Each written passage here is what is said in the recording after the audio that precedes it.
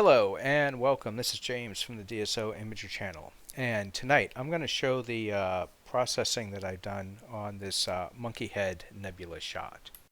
Now, what's interesting with this picture is that it's using the SHO palette, also known as the Hubble palette. So we're using hydrogen, oxygen, and sulfur. And this is a color camera. The camera I use is the ZWO ASI533MC Pro.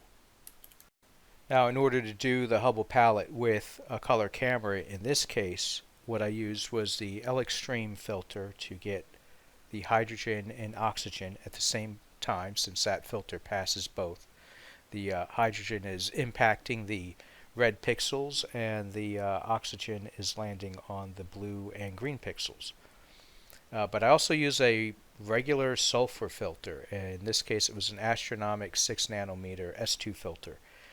And that allowed sulfur light to hit just the red pixels. So not very efficient, but it does collect data. And if you've ever wondered how regular narrowband filter worked with a one-shot color camera, this is going to show you how that works. Now, I want to make clear, I'm not suggesting at all that using narrowband filters with one-shot color cameras is just as good or better than using a mono camera. Really, the intention of this video is just to show for folks who already have one-shot color cameras and very likely already have a dual band filter that gives you HA and oxygen. I'm just showing how getting one more filter on certain targets can give you real SHO data to work with. As always, if you're really interested in shooting a lot of emission nebula targets with narrowband filters, I would recommend going mono. But anyway, we're going to see how it can be done with one-shot color. The scenario here is that this is with my wide field scope, the 65 PHQ. So it's a 416 millimeter focal length, 65 millimeter objective. So fairly wide view.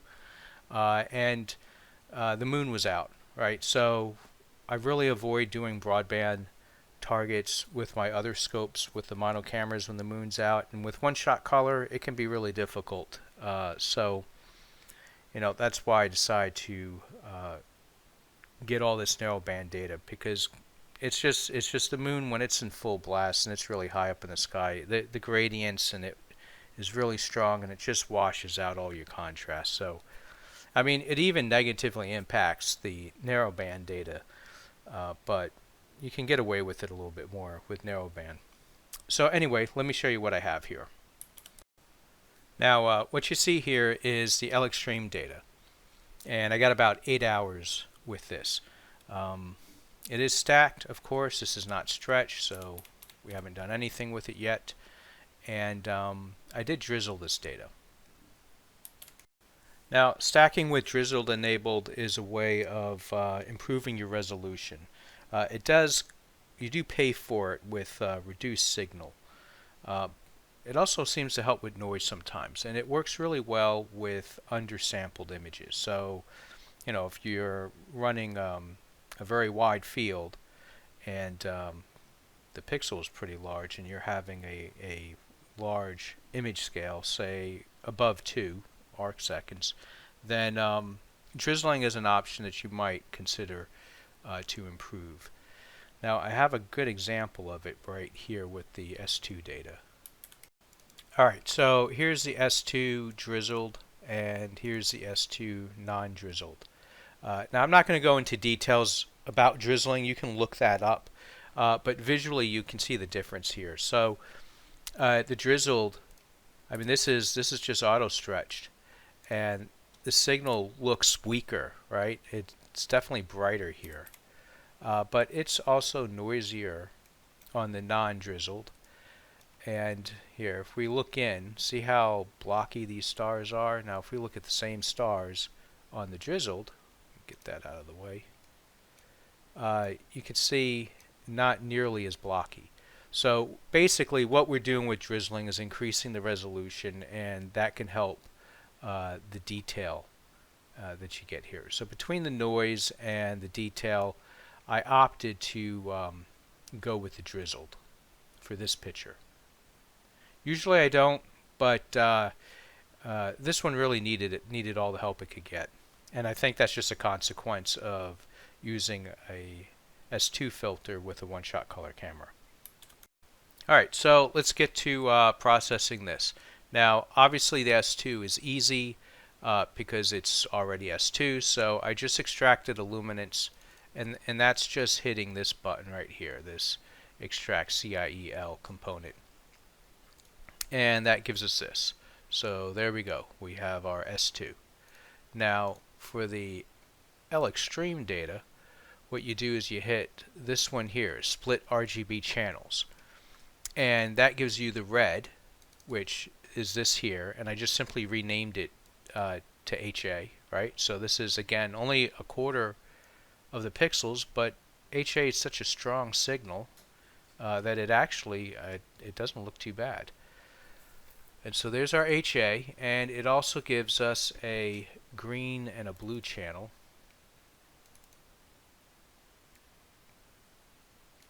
Yeah, let me get the STF auto stretch tool back up.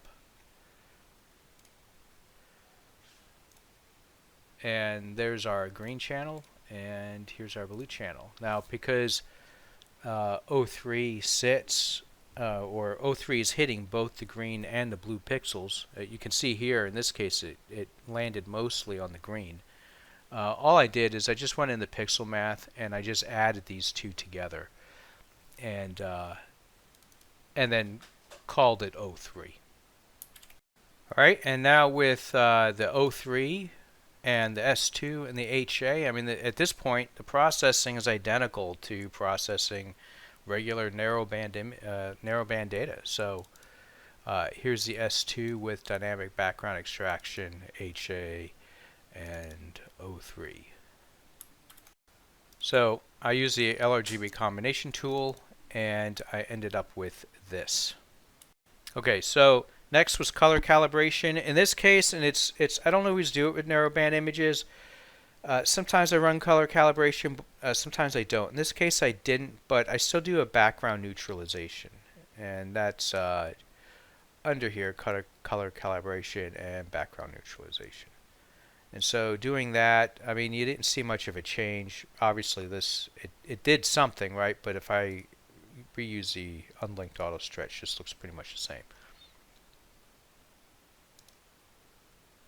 After that, I ran Blur Exterminator, right? We can mostly see the impact in the stars, right? I mean, again, with such a wide field shot, we don't expect to get too much detail from this. I mean, it's deconvolution, but you can look. So the stars are obvious. We can see here, and you can decide if it's doing anything for enhancing it. I mean, it helped a little bit. It helped a little bit.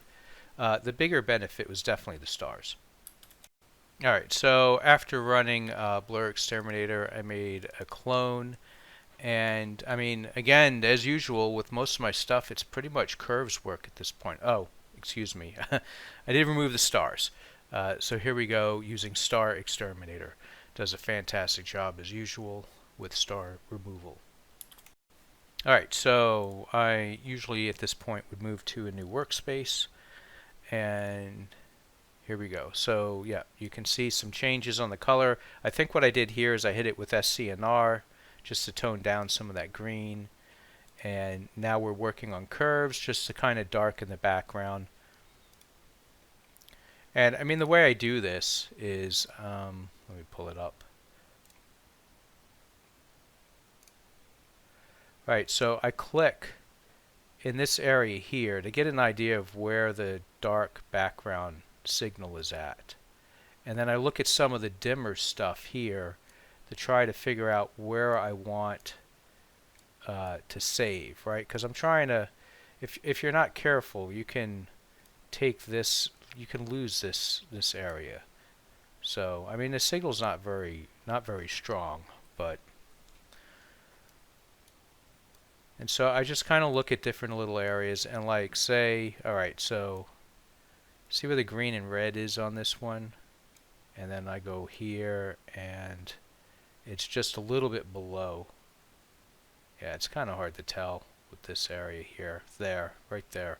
So what I would do is I just pull down there and pull up here, and that just basically gives us a little bit of contrast, right? And it's just a little bit at a time. Alright, so now we have a mask, and what's going on here is I'm wanting to, there's color in here. You can even see a little bit of walking rain there, right? That's my AVX. Usually I would do, I would drizzle every frame, and I would do like a high drizzle, but the AVX just does not handle drizzling, dither.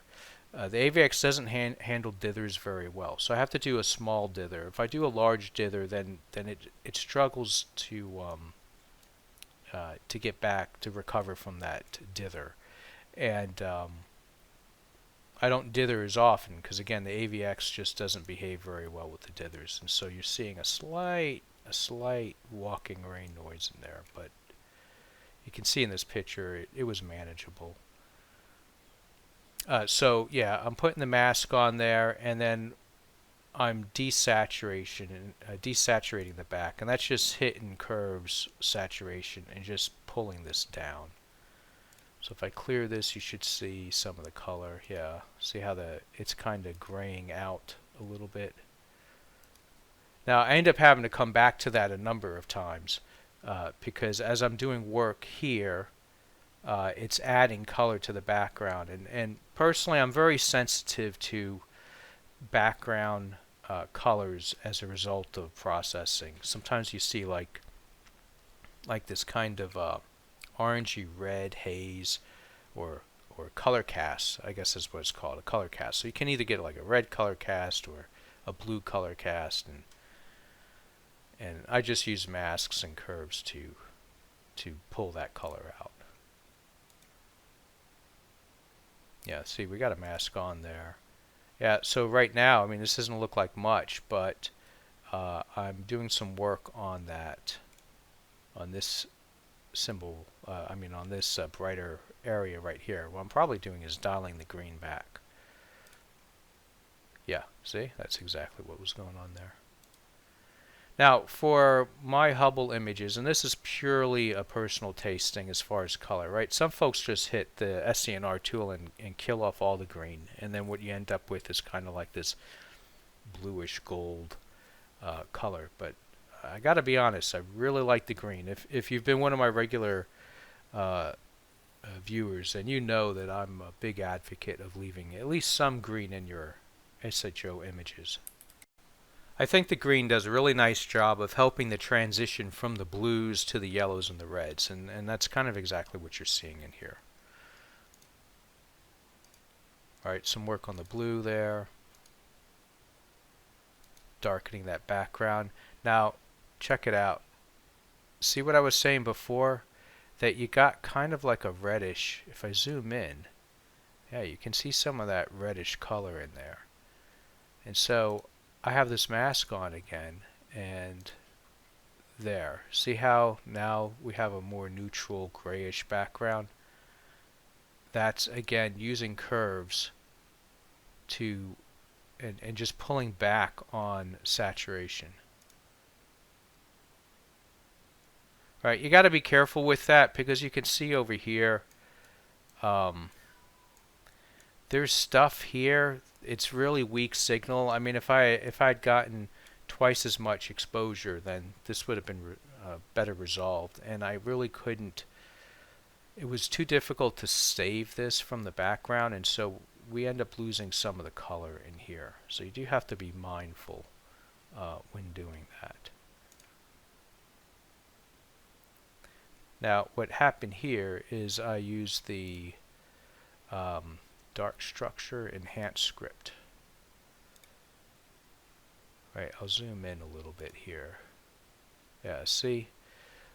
It's just to get more contrast on these dark dusty lanes inside here. Yeah, pretty significant. It makes it stand out more. So I got to this point, and I figured this is about where I was going to be. So next was working on the stars. Now, the stars came out really blue. This is the SHO stars, and I'm not entirely sure what happened here. Maybe this is a consequence of not doing a proper color correction, or maybe this is because the S2 signal is so much weaker than the O3. But whatever the reason, I didn't like these blue stars, and I didn't think was accurate. So I went back and pulled the stars just from the L-Extreme data, basically the HOO stars, and worked with them, and ended up with this. Actually, let me pull back and show you how I got to this point.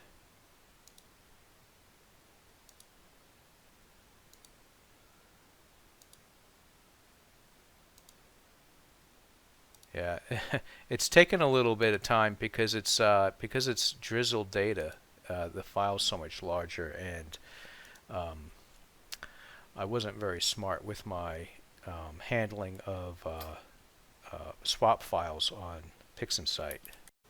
Basically, you want your PixInsight swap file location to be on the fastest drive on your system, and I had filled up both of my NVMe drives, and I didn't realize it at the time, but one of the ways I freed up space was to move the PixInsight swap file location to another SSD, but it's a SATA SSD, and the performance hit was noticeable. So I really need to get that swap file back on the NVMe drive, but anyway, I'll do that later.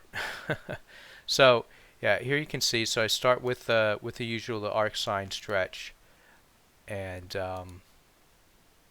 yeah, I mean, chords look pretty good.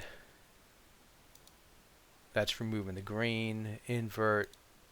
Use SCNR2 to remove green again.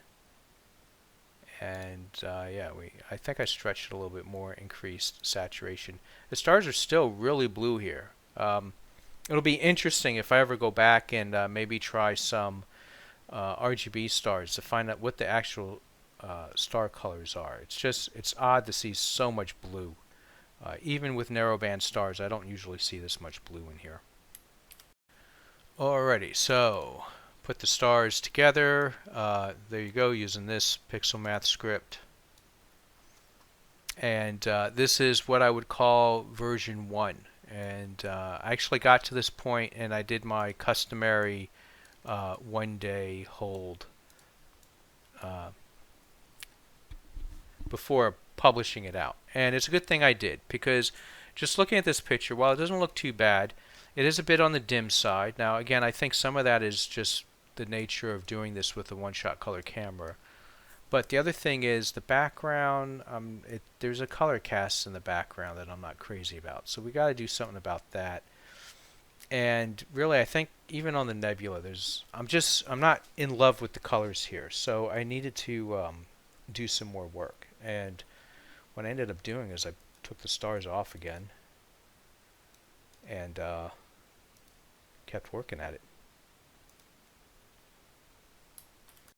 Alright, so you can see I put a preview in there, right? I'm wanting to do obviously some more work on that yellowish red gold area. And then I'm doing some more work on the green area. This is with a green mask applied. Let me remove the mask so we can see the progress. I want to darken that background some more. I'm inverting here. So what I'm doing here is that you see there's this kind of magenta color here, and I'm just not crazy about this kind of smooth magenta look. And that's what's happening here. The reason why I got this was because I had that earlier that I was working on the yellow and reddish areas. I wanted to move them more to the red, and to do that I was pulling back on green, but if you remove too much green, you end up with purple. Right? Do we know why?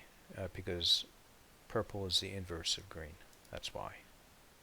Alright, so how do we get rid of magenta? We invert the image, and we use SCNR tool to subtract green.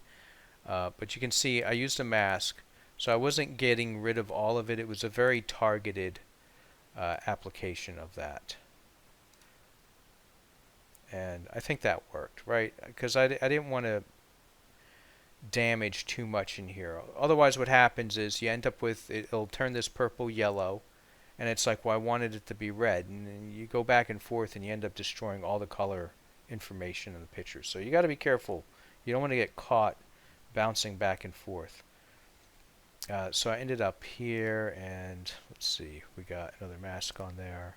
Yep, so still doing some more work on here.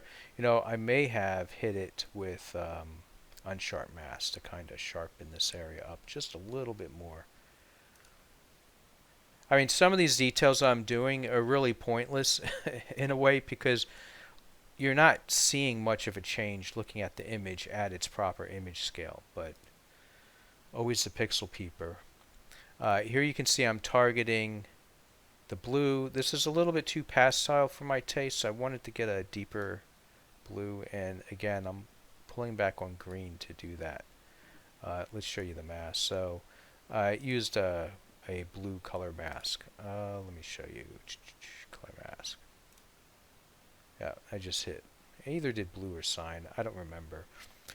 By the way, there's an update to doing color mask scripts.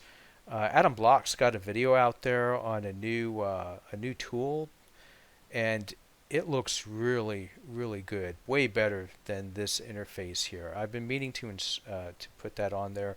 Basically, it's gonna allow it has a color wheel, and so that's gonna allow you to make a mask more accurately in terms of the colors that you're wanting to isolate. Just throwing that out there. So definitely check that. Go to Adam Block's YouTube channel and look for that one. It's definitely worth it. Alright, still working on that blue. There we go. I wanted to get more definition on the dust, so I used that dark structure enhance script again. And I believe this is where I ended up. And then it was a matter of adding the stars. And yeah, I think, right, this was version 1.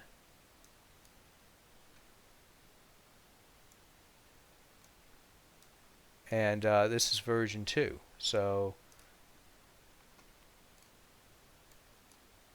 version 1, and then I gave it a 1-day cool off, came back, touched it up, and I definitely think it was worth it in this case.